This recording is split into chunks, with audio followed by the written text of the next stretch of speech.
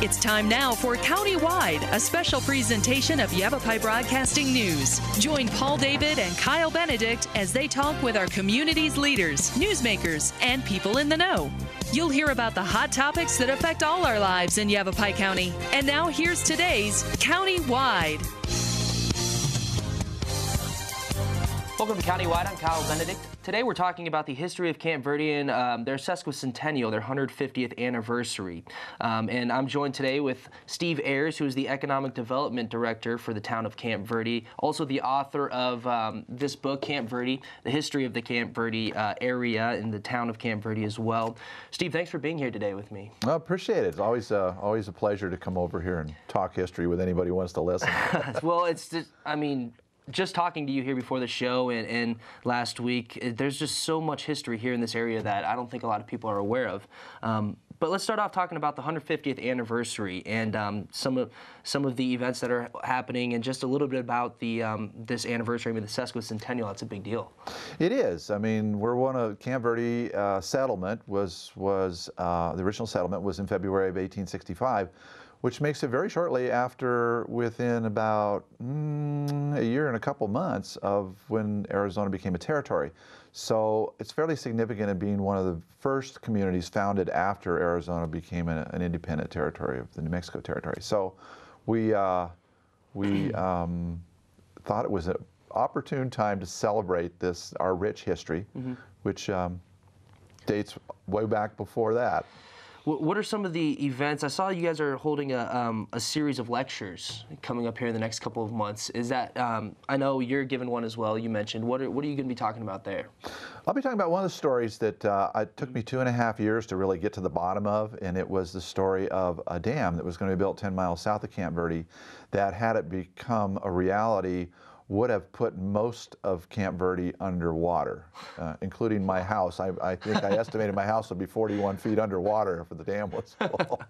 But yes, the Historical Society will be hosting a series of those historic lectures starting, I believe they're starting right now, and carry on. I believe mine is in early May, but we can get the schedule. Okay. Through the Camp Verde Historical Society. Now, tell me a little bit about your background. Obviously history, you're a bit of a history buff, I guess that's a good way to put it, but you have not just Economic Development Director here for the town, but also a journalism background and just a love for history. Talk a little bit about all that. Well, I'm a third-generation Arizonan, and I have been instilled with the history of this state since, as a child, I grew up in the military family, and we were traveling the world, and although I was born in Tucson, I left when I was 8 months old, so it was this mysterious state to me, but my father would always tell me these stories, and we'd look back through old family photographs, and I just took an interest from an early age. And when I had the opportunity, as I ended up going to work for the Verde Independent as a journalist, it was a unique opportunity to actually start digging around for some stories of this, of the Verde Valley, and I found so many of them that had just been effectively lost. Now, when it comes to finding that information, doing the digging and the research, was it difficult to find information and kind of records of the history of Camp Verde in this area, I guess? Well, it's the internet age, so I would get on, I'm a nerd, if you want to talk about it when it comes to history. I would just, in the evenings, I would just sit down on the computer and just punch in on Google. You could do a Google search on newspapers, and you would just go in there and search Camp Verde. And you could look back through all the old Prescott Courier, and before that, they had what was called Arizona Minor Journal, and a bunch of others, Jerome and other newspapers. And you just start reading the newspaper, and suddenly something would pop out, and you'd go, what's that all about? Classic example was we were celebrating in 1912, or in 2012, we were celebrating the state's centennial. And so I thought, well, I wonder what the newspapers were talking about in 1912. So I went through the Prescott newspapers and the Jerome newspapers and found this fantastic story about the Verde Valley was going to be the next West Texas. And the newspapers were just alive with stories about these oil wells. Every single day you got the latest report on the digging of these Wow. wells that were doing exploratory work. And I named the story More Ink Than Oil because it was really about people making money selling stocks than anybody finding any oil.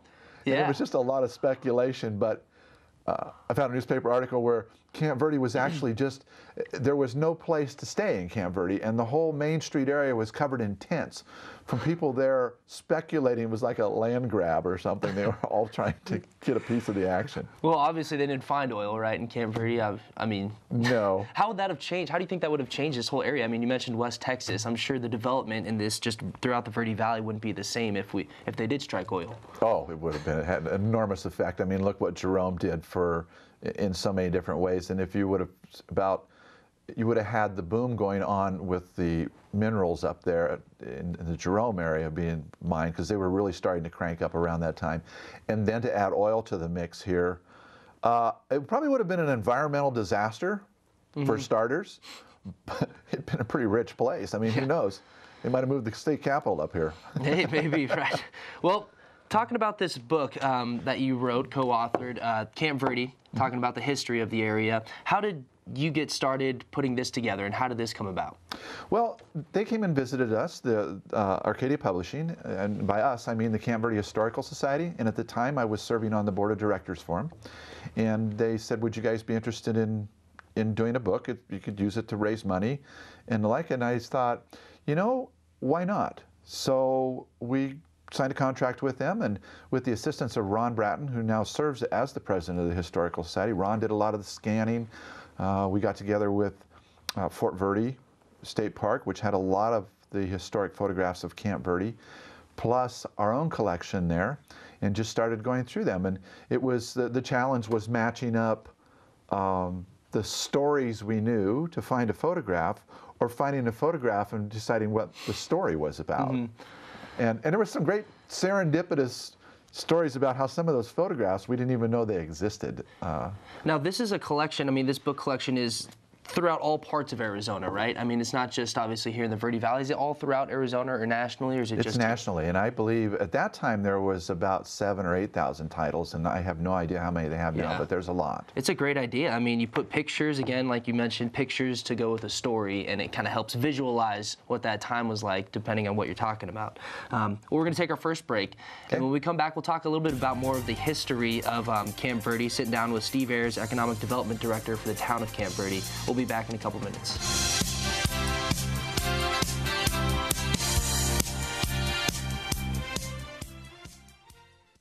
Headaches and back pain are two of the top reasons people choose Mosing Chiropractic. Dr. Mosing also treats symptoms of numbness and tingling, as well as those injured in auto or work accidents. Dr. Mosing uses gentle chiropractic techniques, as well as electric muscle stim and cold laser therapies. Call Dr. Mosing today at 634-0733. No spine left behind at Mosing Chiropractic.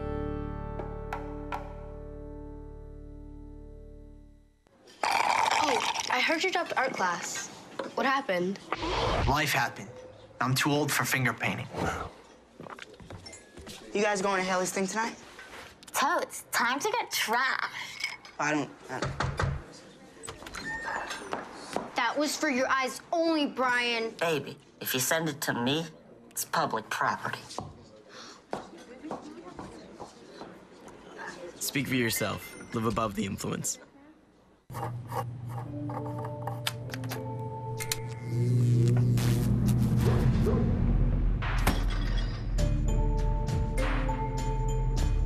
Traditional light bulbs actually generate 9 times more heat than light. Switch to Energy Star light bulbs, and you'll realize just how much cash you are really burning through.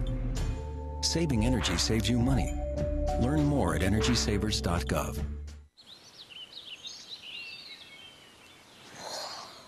Oh, look, a redhead. Staring contest.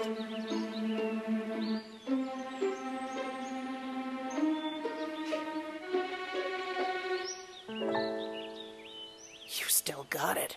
I know. Come alive with the forest. The dad was cute. They were looking right at us. Visit discovertheforest.org to find a forest near you.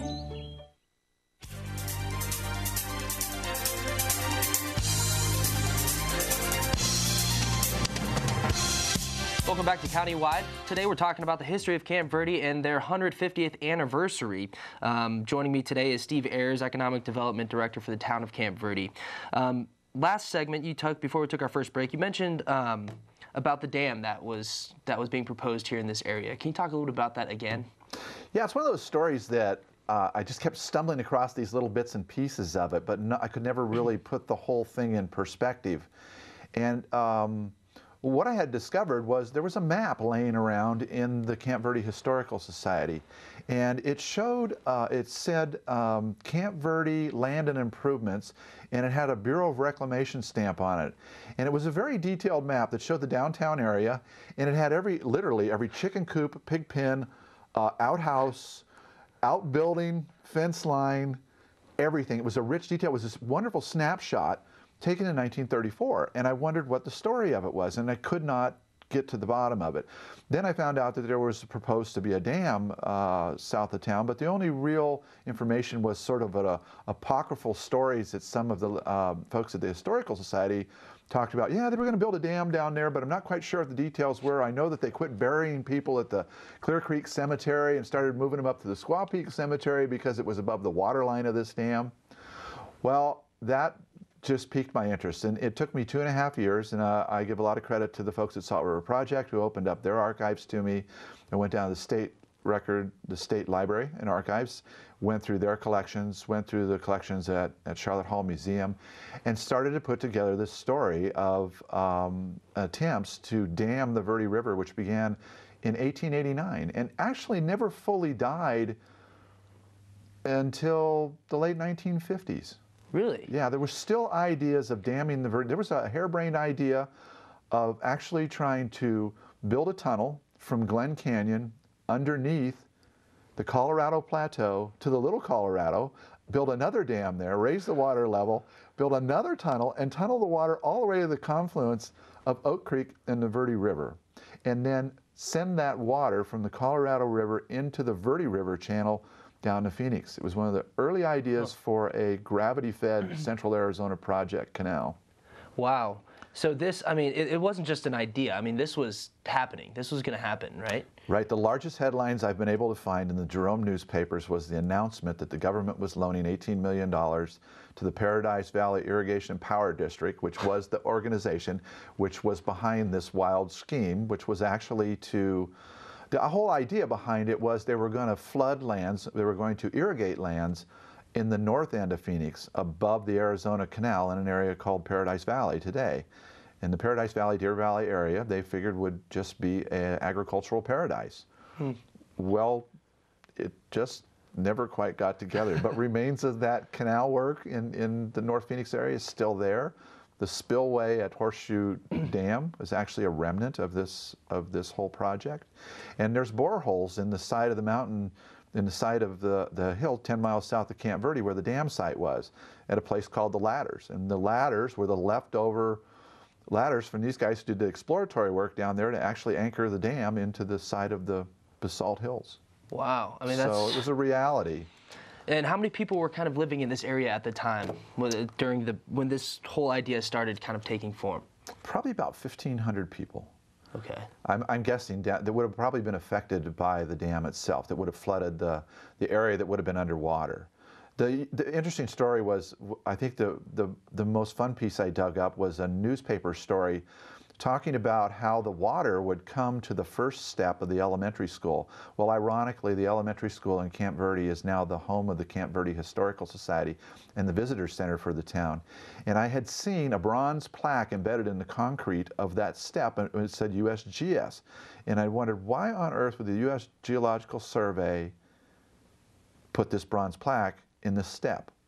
It was the high water mark for the dam, and it's still there today. Wow. And there was jokes in there that people were just going to punch the windows out in the grade school and fish out the windows.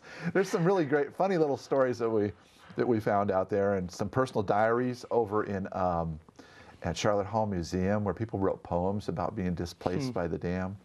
Pretty remarkable. Yeah, that is remarkable. So what kind of killed that idea? I mean, It was really killed by a couple things. There was a drought at the time, and it began to occur to a lot of folks that this dam would only be able to impound the floodwaters of the river.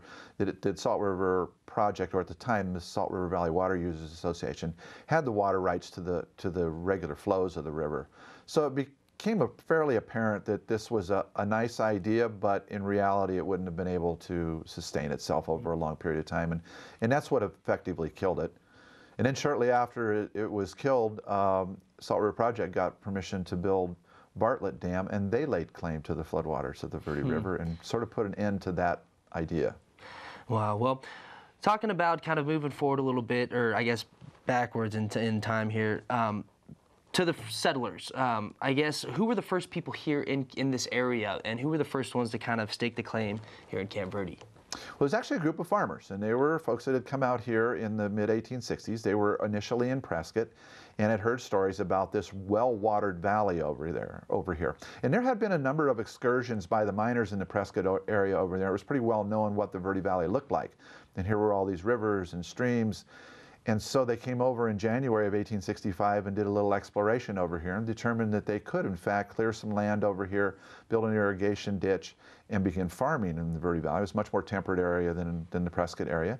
And they could provide food for the settlers, fodder for the animals over there. And there was a military fort there in Fort Whipple, so they could have a ready-made clientele through the military. So, and that's exactly what they did. So they, in 1865, they moved there in February. They set up a farm at the confluence, near the confluence of Clear Creek and the Verde River, and shortly thereafter began selling their products to the military. And then after the native tribes decided they didn't really want them there, and of course the conflict began, then they called the military over there to help them out, and then they had another market to sell to. So.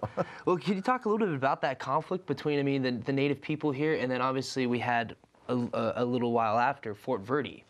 Sure. And what kind of came about with that conflict, and then also with the fort? Well, it's kind of interesting, and when we talk about the sesquicentennial for the town of Camp Verde, so that happened the arrival was here in February of 1865. And the conflict began shortly after that between the Aboriginal Yavapai and Apache people who had called this area their home for centuries, obviously.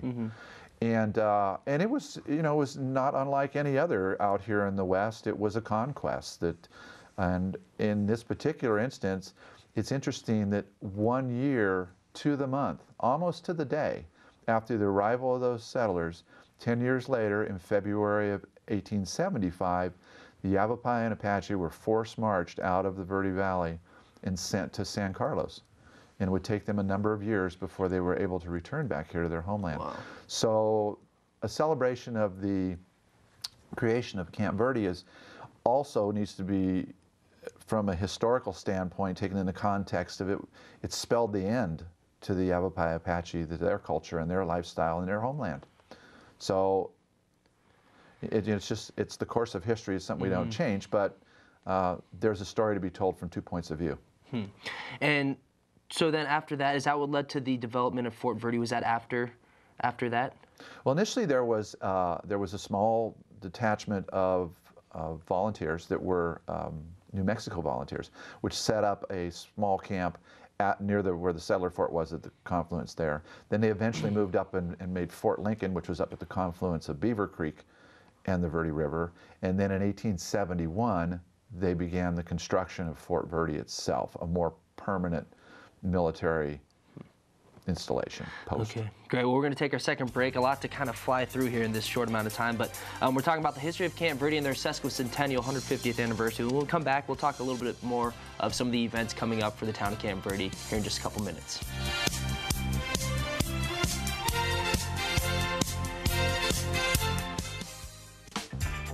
Huntington! Every proper bear knows that the right fit means everything. Especially when it comes to car seats. Oh, Billy.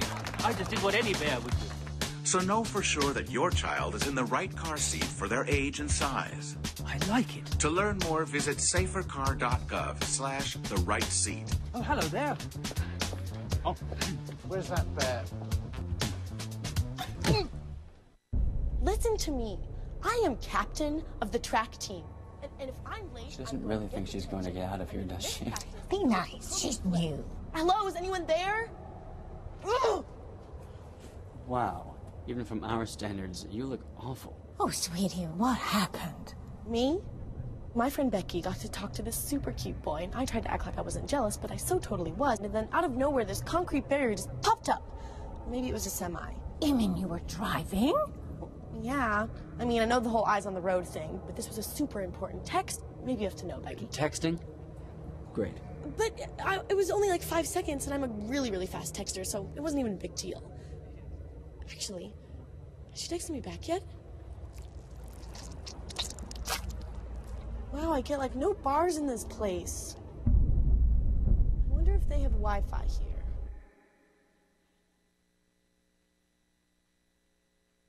Headaches and back pain are two of the top reasons people choose Mosing Chiropractic. Dr. Mosing also treats symptoms of numbness and tingling, as well as those injured in auto or work accidents. Dr. Mosing uses gentle chiropractic techniques, as well as electric muscle stim and cold laser therapies. Call Dr. Mosing today at 634-0733. No spine left behind at Mosing Chiropractic.